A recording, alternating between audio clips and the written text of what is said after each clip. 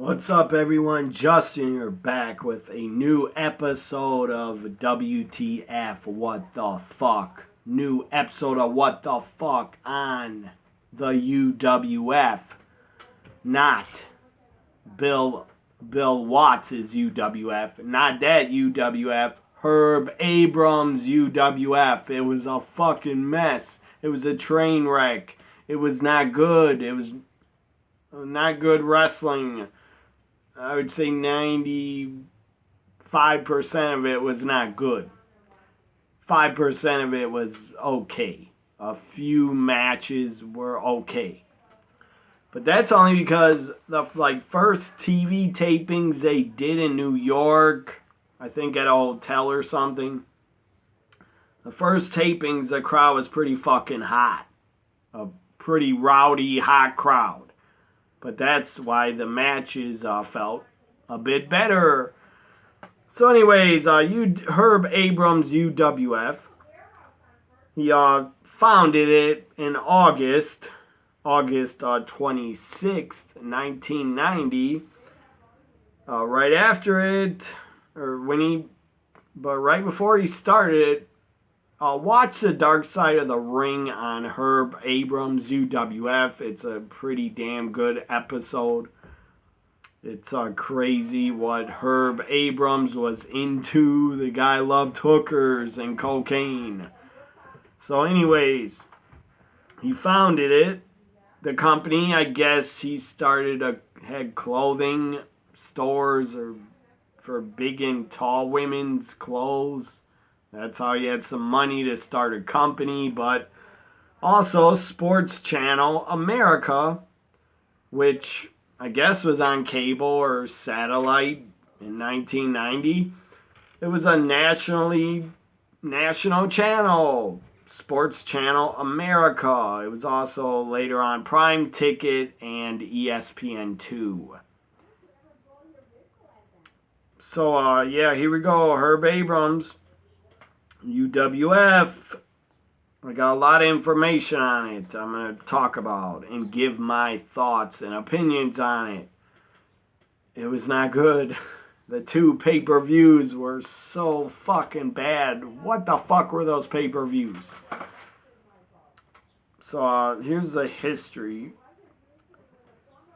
Herb Abrams started the UWF, as I said, in 1990. Basically, I don't know if he met with Vince in The Dark Side of the Ring. It did say he met with Vince and thought he could run the East Coast or help Vince promote WWF on the East Coast or West. I think he's on the East Coast mostly.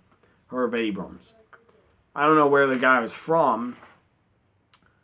Probably the East Coast. He was from Queens, New York is where he was born. Sadly, he passed away in Queens, New York. And he's only 41 years old, was Herb Abrams. The guy, I will say, and give the guy a little bit of credit, somehow he got Sports Channel America's money, $1 million of it, to put on a wrestling show. So, say what you will about Herb Abrams. The guy was a coked out, hooker-loving guy. Nothing's wrong with that if you're into hookers and going to them, but don't do drugs, kids. Do not get into drugs. They are bad. Cocaine is bad. So Herb Abrams, the guy thought he could help Vince McMahon, I guess, promote WWF. Vince basically ended the meeting and said, no, I don't need your help. I'm not going to give you a cut of my money for you promoting it. And Vince was right. He didn't fucking need his help to promote WWF on the East Coast. WWF was a fucking king on the East Coast. New York, Philly, Boston, a lot of other places, Connecticut. Vince and WWF would sell out those towns, Baltimore, Philly, New York, all those towns, New Jersey. Vince and WWF were fine. Herb Abrams, they did not need your fucking help. What the fuck were you thinking? That Vince would want to work with you and need your help. He didn't need your help at all. WWF in 1990 was already a fucking monster. It was making a ton of money, I'm sure, off of their pay-per-views and live attendance. So as I said, let me go back to their history. And Herb Abrams, I guess the guy was a little bit smart because he got Sports Channel America's money, and he did have a ton of energy and passion to try to run a wrestling company that he thought was competition to Vince, and he thought he was going to bring down the WWF. Again, what the fuck, Herb Abrams, were you thinking? I guess it's the drugs talking, or the cocaine in your veins talking to you, or voices in your head you were listening to. The cocaine made you think that you were going to compete with Vince and WWF, and you actually thought you were going to put them out of business. That's hilarious. That is fucking hilarious. You were something else, Herb Abrams. You were some kind of fucking crazy. And sometimes crazy's good. When you have a ton of passion and a ton of energy. But other times it's bad when the drugs got in you. So, he founded it, Sports, and he thought he was going to challenge Vince and WWF, as I said, on a national level. That was never going to fucking happen. He was given a $1 million budget by Sports Channel America. Who the hell was his booker? I don't know. Maybe he was trying to book. He did try to get Black Jack Mulligan to be the booker at one point, I think. Probably a lot of the wrestlers helped book and just booked their own damn matches and feuds. He did, I don't know why Sports Channel America gave him $1 million, but they did. The first tapings were in the fall of 1990. He had talents and stars, former stars such as Billy Jack Haynes, Bob Orton Jr., Brian Blair, Colonel De Beers, Dan Spivey, commentator Bruno Sammartino. I don't know how the fuck he got him. I guess the Sports Channel money talked to Bruno. Bruno probably got a lot of damn money to come in. And it probably wasn't even Herb Abrams' money. Don Morocco was there. David Sammartino at one point. Ivan Koloff, Ken Patera, Paul Orndorff, and Dr. Death Steve Williams also. That homegrown talent such as Wild Things, Stevie Ray, and Cutie Pie, and Louis Spicolli. And as I said, Bruno Sammartino and Lou Albano. Captain Lou Albano was hired as the commentators. Later on, from his WWF in, I believe, 87, 88, early 88. Then he was gone. George, what the hell is his name? Greg DeGeorge. Greg DeGeorge came in as a commentator and worked with Bruno on their first pay-per-view, Beach Brawl. Holy fuck. That was a mess of a show. It was not good. It was not entertaining at all. Except for like one match, I will say. Because of the two guys that were in it, made it good. I'm talking about Dr. Death against Bam Bam Bigelow. The finish was not very good or exciting, but they were two big names going at it for the UWF World title. Or whatever the hell they call it, Sports Channel TV title. And a funny thing about the title... They said this in Dark Side of the Ring.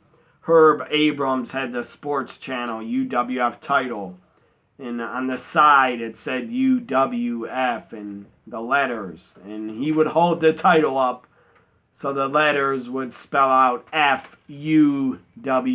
It was a FU to WWF. That's pretty damn hilarious that Herb Abrams really hated Vince and thought he was going to really take down WWF. He couldn't even took down WCW in 1990, and they were pretty much of a mess. They had great talent, but a lot of their shows were not very good.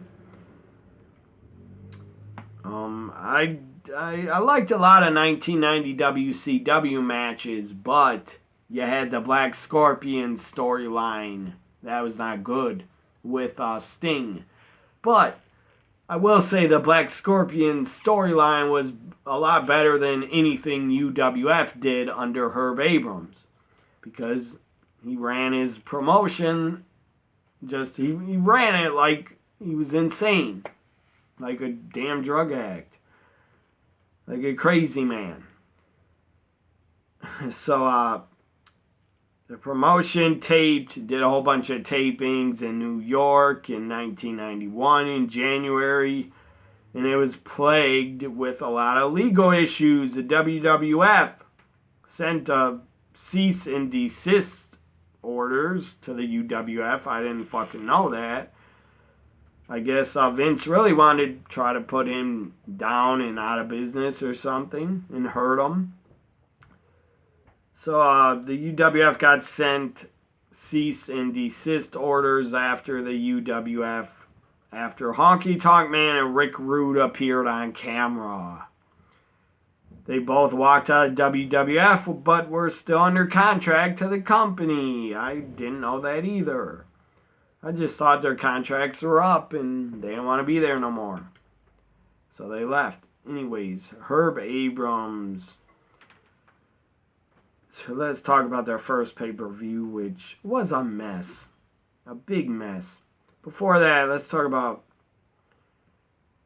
Colonel De Beers and the UWF, Herb Abrams. And Herb Abrams, the guy had a little bit of brains, and I said he had a lot of passion and a lot of energy, but that was probably the cocaine working.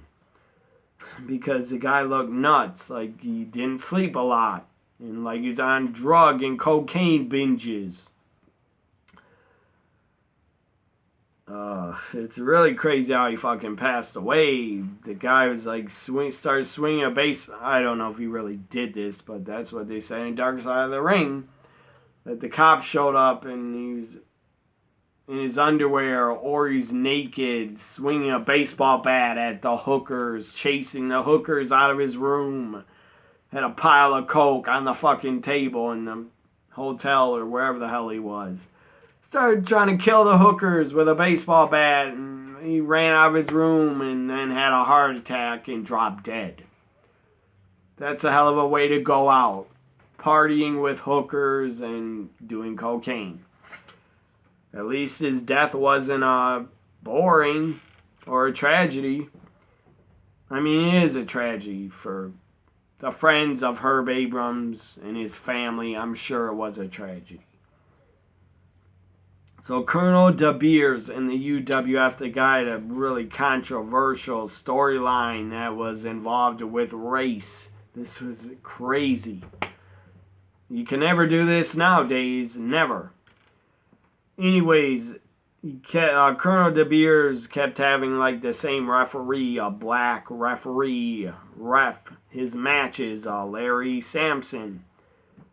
And after a match with Louis Spicolli, where Colonel De Beers attempts to attack Sampson and beat the hell out of him just for him being black, a black ref. Colonel De Beers didn't like it. I don't know who the fuck booked this, but you were nuts to book it. You don't fucking book racial storylines in wrestling. No, please. I don't want to see that. It was crazy. Anyways, he was about to attack the black ref just for being black, and he thought the ref was screwing him out of matches or disqualifying him. And Colonel De Beers didn't like it. I don't believe Colonel De Beers was ever a racist in real life. I don't think so. I don't think he was, but who knows. Anyways, Iceman, King Parsons came to save the referee, and he had a very short feud with Colonel De Beers. And before the matches, Colonel De Beers would demand that the black referee would be replaced in his matches. And he even says, I will not have a black man refereeing my matches. Again, fucking crazy. Only in Herb Abrams UWF this shit happened. And then, Billy Jack Haynes started, I guess, feuding with Colonel De Beers. Anyways, Colonel De Beers beat the hell out of the black referee, attempted to hit him with a DDT, and he was suspended for 180 days. So there's that. That was crazy, that storyline. Because racist storylines are fun, or it was a good idea, according to the brain of Herb Abrams. Or whoever the fuck booked it, you're an idiot. Maybe Blackjack Mulligan booked it. It did get heat. A lot of heat on Colonel De Beers from the fans that were there. I don't think they liked it. So it did work, but it got cheap fucking heat. The racial storyline. It will get nothing for you and do nothing for you but get you cheap fucking heat that nobody wants. Definitely nobody wants to see that shit in 2021. Or even 20 years ago, they probably would have tried it in the Attitude Era or whatever. 22, 23 years ago, they did do some racial stuff with DX and the Nation. As DX dressed up as the Nation and X-Pac put on blackface to try to be Mark Henry. But I didn't see that as racial. I saw that as comedy. DX was just trying to be funny. I don't think X-Pac's a racist at all for doing that. And I don't think Mark Henry would think X-Pac's racist either for doing that. It was a different time. It was a different era. Back to the UWF. So, the Herb Abrams Dark Side of the Ring episode, it was titled Cocaine and Cowboy Boots. And when he died, I think he was naked and he had cowboy boots on. That's crazy. But it was the third highest rated episode in Dark Side of the Ring history. So now let's get to Beach Brawl. Beach Brawl, the only pay-per-view, or they had two pay-per-views, but I don't know why they say one was the only pay-per-view. It was not. The attendance was pathetic. UWF's first pay-per-view, Beach Brawl, and for some reason, I don't know why, I don't know what Herb Abrams was smoking to think there'd be a big crowd and a sellout. There was not a big crowd. Obviously, he was smoking crack. He thought there'd be a lot of people in attendance, a lot of fans. No, my God. The crowd was 500 people. 500 in attendance for a fucking pay-per-view in 1991. It should have drew better. But your company was a mess. So I understand why it didn't draw. So, good God. It was a mess. It was held in Florida at the Civic Center in a shithole where, not many people, I believe, could get to it quick. Or fans didn't want to go. The main event was headlined between Steve Dr. Death Williams and Bam Bam Bigelow, which was the final round of a 16-man tournament for the crowning of the first ever UWF Sports Channel television champion. That was the only good match on the pay-per-view because it had two big names, two really good talents, great talents, in Dr. Death and Bam Bam. And it goes on to say, the event was so bad, the buy rate was so low, it was probably a record for the lowest buy rated wrestling pay-per-view in UWF's Beach Brawl. I watched some of it a couple days ago to just see what it was about and how it went. It was so bad.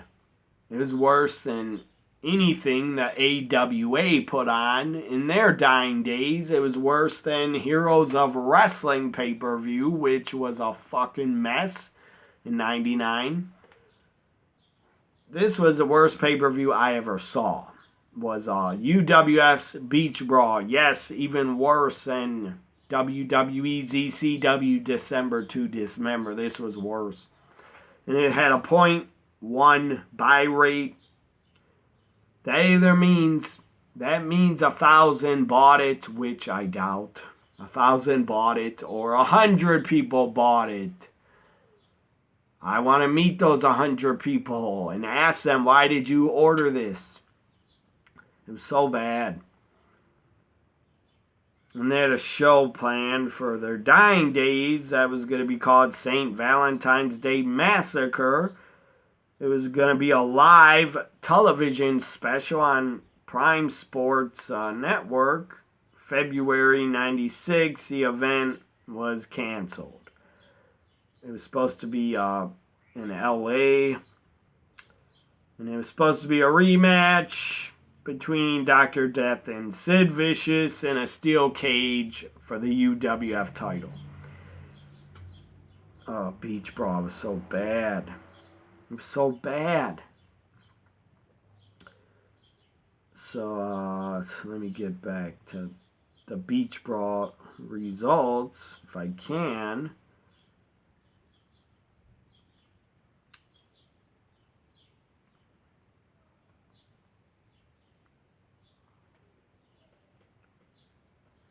So Beach Brawl, as I said, was held in 91, June 9th. It was just, oh my god, it was shit. The reception was shit. The buy rate was so goddamn low. Said, let's see here.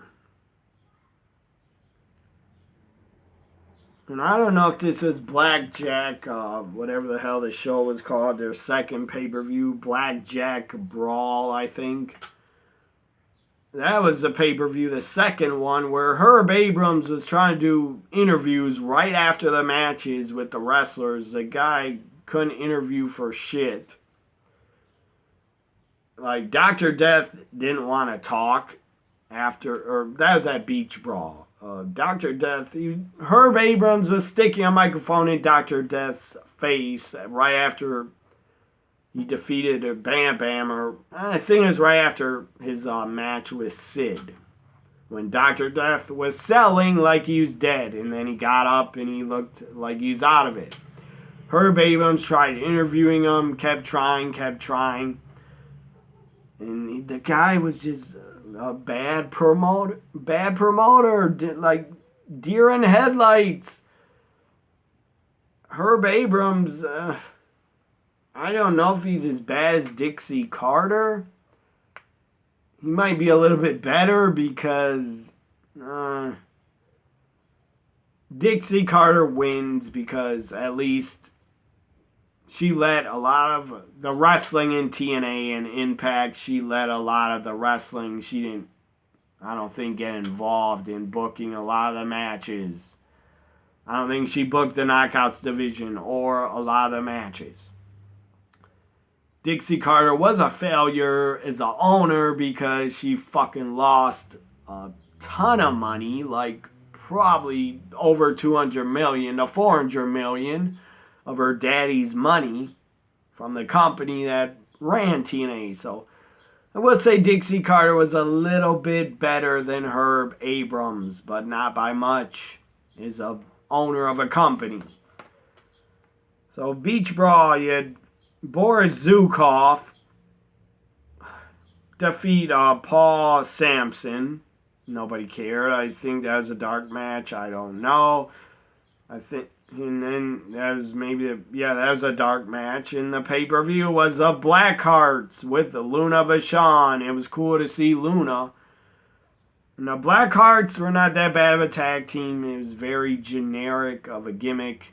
Two guys under black masks. They did have these cool-looking white masks on, but that was about it. And they tried to shoot a fireball in the air, like fucking magic, voodoo shit, black magic. I don't know what the fuck they were trying to do, light off a fireball in the ring, and it didn't even work. And then the second fireball, it was a big thing of smoke went in the air. It was stupid, but it's good to see Luna. She was there before she got signed with WWF, because this was 91 and she didn't show up in WWF until 93. So Luna's with the Blackhearts, and they defeated Firecat and Jim Cooper. Two guys that were straight up looking like job guys. You should never have job guy squash matches on a pay-per-view. That is not a good idea. Because fans don't want to pay for a pay-per-view. You are not paying to see squash matches. Trust me. Thank God WWF or WCW was never stupid enough to put on squash matches on their pay-per-view like UWF was. But I don't know. They probably didn't have enough stars, so they had to put on squash matches. Up next, we had Terry Gordy. Bam, bam, Terry Gordy. Freebird, Terry Gordy defeat Johnny Ace in a street fight, and it was a double count out. It was shit. It was not good. I did not enjoy it. Terry Gordy kept trying to powerbomb Johnny Ace, and it was not working. They were both like confused, and just the match was a mess. They couldn't even work together to get him up in a powerbomb. So then you had Mass Confusion, the Killer Bees, Mass Confusion. Brian Blair, Jim Brunzell defeat the Power Twins in a tag team match that went on too long. I know it was only 12 minutes, but it was way too long. I got super bored. I had to fast forward on YouTube. I fast forward through it. Up next in Mass Confusion, by the way, won Rockin' Robin, a women's match for the UWF women's title. Rockin' Robin defeated Cindy Devine. I didn't really care. Paul Orndorff defeated Colonel De Beers. Only 4 minutes, 15 seconds. What the fuck? Also, it was supposed to be a strap match, and the strap was like this long. It was a fucking belt for pants. That was the strap they were using. Why didn't they connect straps to their wrist? What the fuck, Herb Abrams? Who booked this? Who the fuck booked a strap match and you're going to use a fucking pants belt as your strap? That was fucking lame. That was maddening when I watched it. I was like, what the fuck is that? This is not a strap match. It was pathetic. But again, Herb Abrams UWF was not good. So I'm not surprised that they had a tiny little strap for a strap match. It was bad. Then you had Bob Backlund. I thought this might actually be good. Because Bob Backlund in 91, he still had a lot left before he went back to WWF. And Ivan Koloff was like half retired, I think. Or about to retire. I thought they could have a good match. I was kind of looking forward to watching it, and I watched it about a week ago. And what the fuck? Bob Backlund, former two-time world champion, WWF champion, and WWF champion legend, fucking great amateur wrestler, a fucking shooter. Bob Backlund. The guy was underrated, in my opinion. He was really good in the ring. But Bob Backlund and Ivan Koloff at UWF's Beach Brawl went 2 minutes. What the fuck was that? Maybe Ivan Koloff had health problems. I don't know, but what the fuck? It only went 2 minutes. Bob Backlund wins. And then after Bob Backlund won, he went in the crowd and children were like hugging him, and Herb Abrams starts talking, and it was weird. He starts talking like, look at the children. They love Bob Backlund. They're hugging him, kissing him. It was weird. Kind of creepy, if you ask me. Then we have Wet and Wild. Steve Ray and Sunny Beach defeated Cactus Jack and Bob Orton Jr. in 4 minutes. It was not fucking good. Then the main event. Steve Williams defeated Bam Bam Bigelow in 7 minutes. It was short. Should have been longer. Bam Bam got busted open a little. I think Dr. Death got busted open or cut.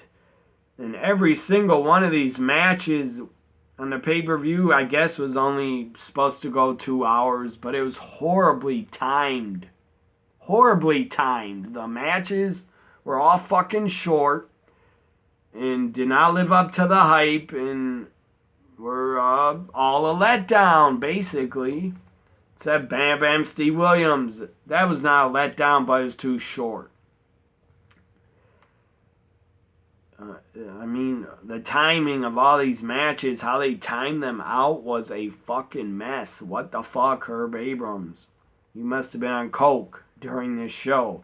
Let's go to the next pay-per-view. Blackjack Brawl, or whatever the hell it was called. I think it's called Blackjack Brawl. Let me see if I gotta find it here. I don't know the attendance for Blackjack Brawl, but it was not fucking good. I know that. It was not good at all. Like, why can't I'm going to have to type this in to find the show results. I went through a lot of Blackjack Brawl, fast forward a lot of it because I couldn't take it. It was too boring to watch. And I'll watch any type of wrestling, but holy fuck, this was boring. Blackjack Brawl was just boring as fuck. It was a live television supercard, I guess. I guess it aired on Sports Channel America. It was the second ever pay-per-view. It was held from the MGM Grand in Vegas somehow. 600 in attendance. Probably was less than that. 11 matches were on the card, and a lot of them were fucking shit. Except for the main event, I believe. Good God, it was a mess. You had up first for the UWF America's Championship. Dan Spivey defeated Johnny Ace. And Johnny Ace, for some reason, had Missy Hyatt with him. This was just dumb. I didn't care about Johnny Ace or Dan Spivey at the time when this pay-per-view happened. What was the date? 1994, September 23rd. I was a big fan in 94. I watched WWF and WCW every pay-per-view almost at a friend's house. Or my aunt would record them all, and I would get the tapes and watch them. But I wasn't even aware of UWF in 94. They were totally off my fucking radar. I didn't even know they existed, so I wouldn't even want to see the pay-per-view if I heard about it. Or I would have just thought as a kid in 94, as a 10-year-old, 9-year-old kid, I would have thought, or I was 10 years old actually, when 94 started. So as a 10-year-old kid, if someone told me, do you want to see a UWF wrestling pay-per-view called UWF Blackjack Brawl, I would have thought, no. I never heard of them. They probably suck. And I would have thought, no, thank you. I just watched WWF WCW at the time.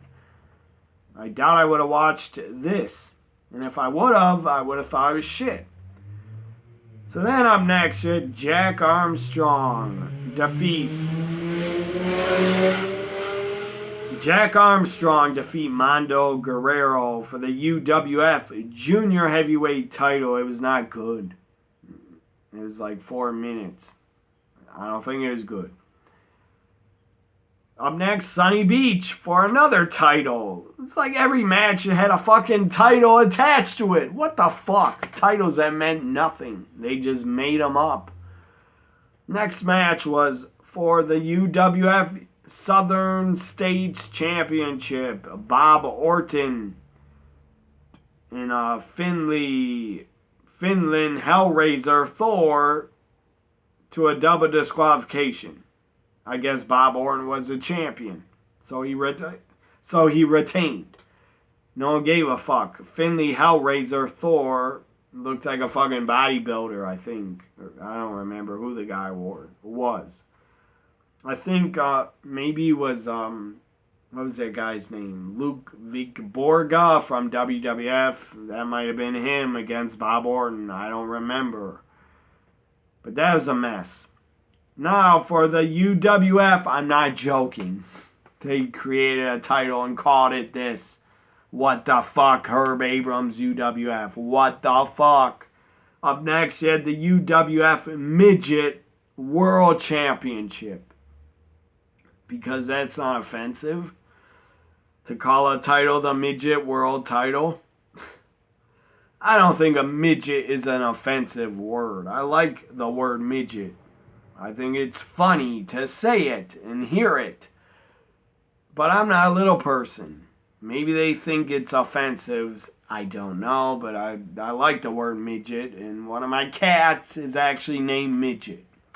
Because she's very small, so we named her Midget. But anyways, the Midget World Championship, Little Tokyo, the famous midget wrestler, defeated the Karate Kid, another midget wrestler. And Little Tokyo was actually at WrestleMania 3, and he was a part of AWA's, I think, Wrestle Rock 86. But Little Tokyo looked very old after this, or during the match. He won the title. And then Herb Abrams decides, I'm sure he's coked out of his head, Herb Abrams decides to interview Little Tokyo. He's like, you're the new midget world champion. And he starts interviewing him. And Little Tokyo's staring at him like, who the fuck are you? And why do you have your arm around me? And Herb Abrams is like, I know about Japan. I married a Japanese woman. And Little Tokyo looked confused as fuck. He's like, who the fuck are you and why are you talking to me? Anyways, Little Tokyo, the poor guy probably got like a $500 payday for that appearance. Maybe less. I don't know. Hope he got more than $500. Up next, Samson defeated the Irish Assassin. It was shit. No one cared. I don't know who the fuck they are. Didn't know who they were either. Still don't. Up next, Taylor Maine, some big blonde guy looking like stunning Steve Austin, kind of, defeated Steve Ray for the UWF MGM Grand Championship. What the fuck? Why would you name a title that? How stupid. And up next, another title match. For the UWF Women's title, Candy Divine defeated Tina somebody. Tina Monarelli or something. The women's match was bad. It was only 3 minutes.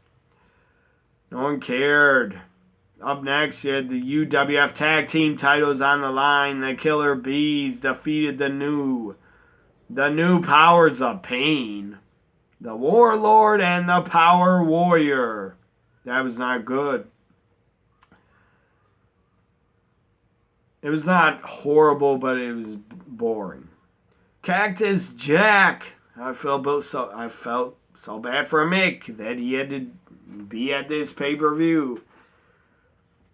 Cactus Jack and Jimmy Snuka fought to a double countout in a lumberjack match. It was not good. It was bad. It went 9 minutes. It went too long.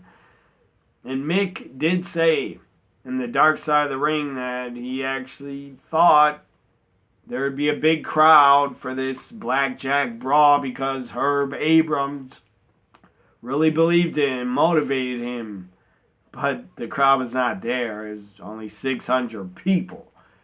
And I think Mick actually liked Herb Abrams. He was a likable guy.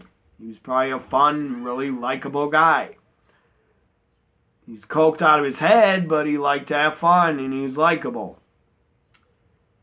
And Mick Foley had one of the greatest lines ever at the end of the Dark Side of the Ring about the UWF. They asked Mick Foley, where do you think Herb Abrams what would he be doing today? And Mick Foley said, what would he be doing today? Mick Foley responded and said, time. He'd be doing time. That's fucking hilarious. I thought that was hilarious. Also, Herb Abrams tried to sell merchandise, and I don't think he sold that much of it, but he started Herbie cookies, like wrestling, WWF wrestling bars, ice cream bar, cookie sandwiches. Well, Herb Abrams fucking thought, I'm going to sell UWF cookies and call them Herbie cookies. That was hilarious to hear that in the Dark Side of the Ring. So then the main event, Steve Williams defeated Sid by